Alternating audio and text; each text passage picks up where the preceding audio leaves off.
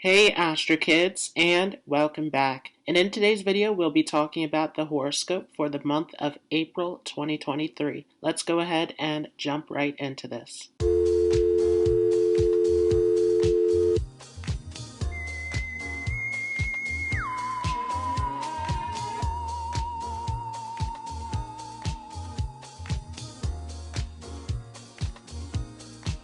So up on the screen here is a depiction of the different transits that are going to take place during this month of April. And this is a huge month as we are going to have a solar eclipse along with Jupiter finally making its way into the sign of Aries. We have a lot of activity mainly happening within the sign of Aries. So especially for those of you who have a cardinal sign or one of the Kendra signs, or if you have a fire sign, then this is going to be a major month for you. So starting off here, we have a full moon in the Hasta Nakshatra. So this is definitely a time of letting go. The full moon we know is all about bringing things to a place of completion. And Hasta, especially as it is signified by a hand or a fist, is about grasping onto things. So this full moon is all about letting go of those tight attachments that you have that are no longer serving you. The sign of Virgo, as we know, is ruled by Mercury. So there's a lot of analysis, a lot of intellectual powers that are within this sign of Virgo. So this especially is about letting go of anything that you are worrying about, that you are trying to predict that might happen, really getting out of that space of anxiety and overanalyzing, letting go of all of those worries and concerns that no longer serve you.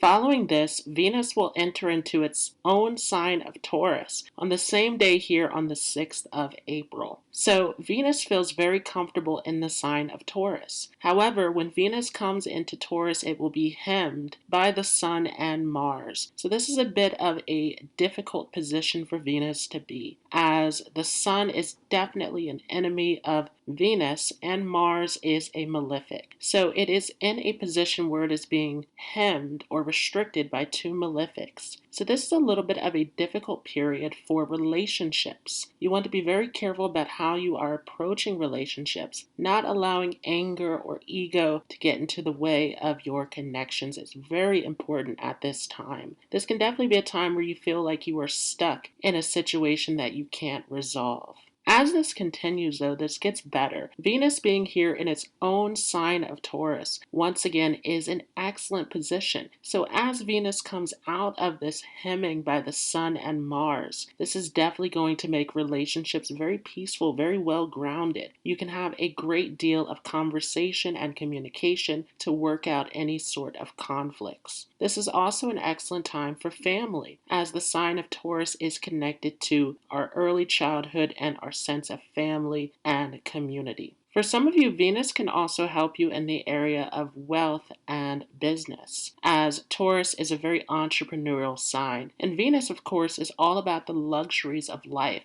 So this is an excellent placement. Once again, Venus feels very much at home here in Taurus, so giving you a great sense of comfort and happiness. Following this, on the 14th, the Sun will enter into the sign of Aries. So Sun feels exalted in Aries, especially within the first asterism of Ashwini. So right away, coming into this energy of Sun and Aries, there is a lot of strong energies coming in. This can definitely be a time of feeling a boost in your energy levels for some of you, and really getting a feeling of confidence, of charisma, of really feeling that you are in control of things and moving forward, having that forward momentum. Following this, on the 20th, we will have a solar eclipse. And of course, the solar eclipse is a very inauspicious time, as an eclipse is always where we have a shadow body that is covering up one of our luminaries. So the darkness is blocking out the sun during the eclipse. And in this case, this will be Rahu, which is covering up the sun. So this is definitely a time to not act hastily coming into this solar eclipse. This especially being in the nakshatra of Ashwini, you want to be very careful of any sort of ego issues or any sort of impulsiveness. Ashwini is all about speed. So you want to make sure that you are thinking through all of your decisions during this eclipse.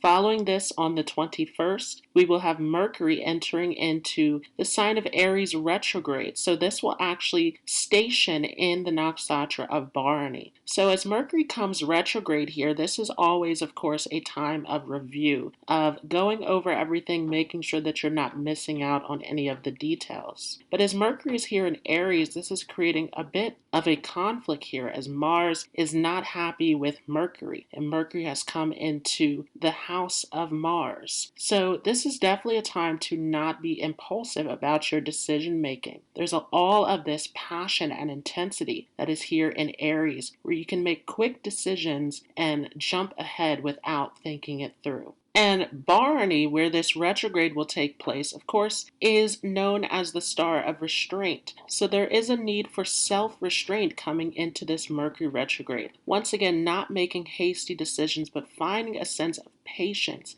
and discipline is very important. Later on the 21st, we will finally see Jupiter entering into the sign of Aries. So we've been waiting for this transit for some time now. And Jupiter, of course, is friends with Mars. So this is a very positive transit as Jupiter comes into Aries. But this is not quite like Jupiter was in its own sign of Pisces, where it was more of a hermit, more of a mystic going inward. But here in Aries, Jupiter is very active, very adventurous, very ambitious. So this is a very fiery energy. This is definitely a time of being more outgoing, of being more focused on achieving your goals and pushing forward in life. This is encouraging you to live your life to the fullest and to incorporate a sense of excitement and activity in through this Jupiter in Aries. You do want to be careful though, because as Jupiter comes into the sign of Aries, it will come into a conjunction with Rahu. So Rahu tends to blow things out of proportion. And Jupiter, of course, is already a planet of expansion. So you want to be very careful about over expanding in the area where Jupiter is placed within your natal chart. At the same time, Jupiter can help to pacify some of the negative effects of Rahu. So for those of you who have been struggling with this Rahu transit, Jupiter coming in here will bless you in this area where Rahu is positioned. So let's go ahead and talk about how this month of April will affect each of you according to your moon sign or ascendant sign. And just a quick disclaimer, I am using Vedic Sidereal astrology. So I am not using Western tropical astrology. You want to make sure that you have the correct information so that you get the right interpretation. If you are not sure what your sidereal signs are, there is a calculator down below in the description where you can find out that information.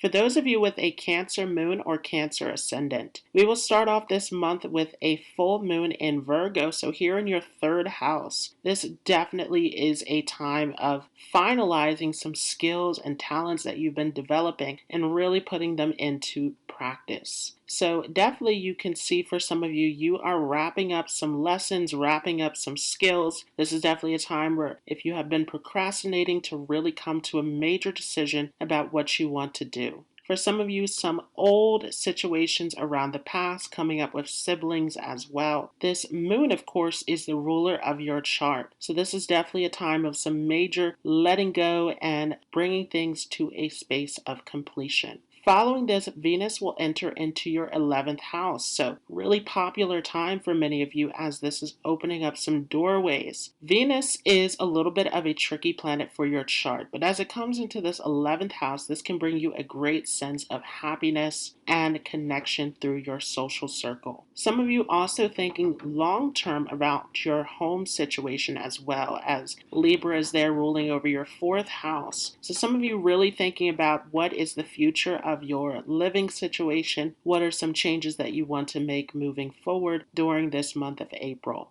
Following this, we will have the Sun, which is entering into your 10th house. Big month of popularity for many of you here with Cancer moon, Cancer ascendant. The Sun is lighting up your 10th house of career. So you can get noticed at this time. You can find yourself getting promotions, moving up. This is definitely a time of increasing your wealth and security as the Sun is ruling over that 2nd house of your wealth. We will also see a solar eclipse shortly after this in Ashwini. So want to be very careful about your reputation and how you are coming across. Not getting too much into the ego or becoming too pushy or bossy in this area. Definitely this eclipse is going to really come to an end quickly here. So you want to hold on in this area and to make sure that you are being ethical and remaining consistent in this area of the 10th house. Following this, there will also be a Mercury retrograde happening in the 10th house as well. So major changes around your career, around your future, your status, all of this coming into the picture here. Mercury is challenging you to take a review over your career situation, over your future in general. What do you really want at this time? This is important to really review and to go over all of this. For some of you, going over some skills that you have developed, making sure that you didn't miss out on anything that you will need moving forward.